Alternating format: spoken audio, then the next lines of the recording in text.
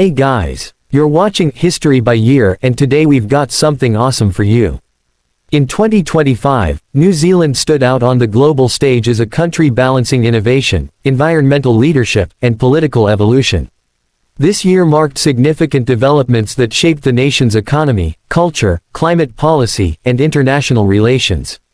With a population known for its resilience and deep-rooted connection to nature, New Zealand faced the challenges of the modern world with a unique perspective shaped by its geographical isolation and diverse heritage.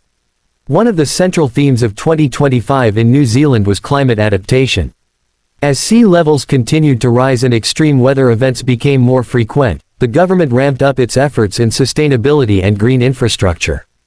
Urban centers like Auckland and Wellington introduced major carbon-neutral development projects, including the expansion of electric public transport systems and stricter emissions standards for industries. The country's Zero Carbon Act, enacted years prior, was now being enforced with full intensity, pushing both private companies and government agencies toward low-carbon operations.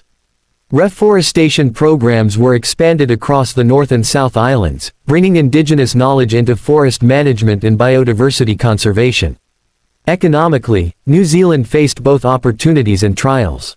The global demand for sustainable goods gave a boost to its export sector, particularly in organic agriculture, sustainable fisheries, and green tech innovation.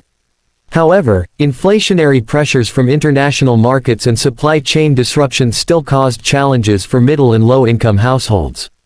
To address growing concerns over affordability and housing, the government rolled out targeted subsidies and accelerated social housing projects, with particular focus on Maori and Pacifica communities disproportionately affected by economic inequality. Politically, 2025 was marked by a shift toward more inclusive governance. Following public pressure and activist campaigns, several new indigenous leaders gained seats in parliament, bringing issues of land rights, language preservation, and cultural representation to the forefront of national debates. The Treaty of Waitangi, already a foundational document, was reinterpreted through new legislative efforts aimed at decolonizing public institutions and education. There was a notable rise in civic engagement, with younger generations becoming more active in shaping policies on climate, gender equity, and digital rights. Culturally, New Zealand experienced a renaissance in local art, film, and music. Maori cinema saw a rise in global recognition, with films centered around indigenous mythology and historical narratives receiving international awards. Tech innovation intersected with culture, leading to immersive experiences in museums and virtual tourism based on Aotearoa's landscapes and stories. Tourism itself, although still recovering from previous global slowdowns, was reinvented with a stronger focus on ecotourism and respect for local traditions and ecosystems. On the global front, New Zealand expanded its role as a peace-promoting nation, engaging more actively in the Pacific region through humanitarian aid and climate partnerships. It hosted the Pacific Climate Summit in Wellington, uniting leaders from island nations facing existential threats due to global warming.